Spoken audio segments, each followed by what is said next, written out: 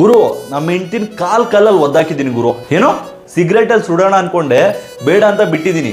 ಹೆಂಡ್ತಿ ಮೇಲೆ ಕೈ ಮಾಡ್ದ. ನಾನು ಹೆಂಡ್ತಿನ ನಾನು ಹೊಡ್ಕೊಳ್ತೀನಿ, ಸಾಯಿಸ್ಕೊಳ್ತೀನಿ, ಸಿಗರೇಟ್ ಅಲ್ಲಿ ಸುಡ್ತೀನಿ. ನಿಂಗೇನು?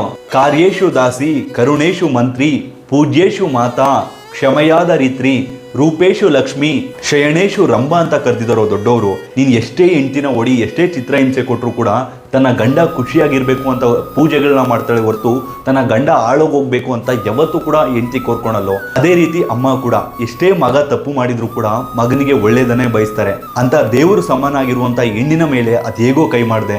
ಯಾವ ಮನೆಯಲ್ಲಿ ಹೆಣ್ಣು ಖುಷಿಯಾಗಿರ್ತಾಳೋ ಆ ಮನೆ 100 ಕಾಲ ಸುಖವಾಗಿರುತ್ತೆ.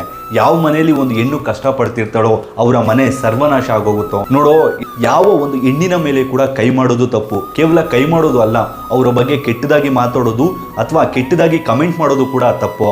ಇನ್ಮುಂದೆ ಆದ್ರೂ ಹೆಣ್ಣನ್ನ ಗೌರವಿಸೋಣ.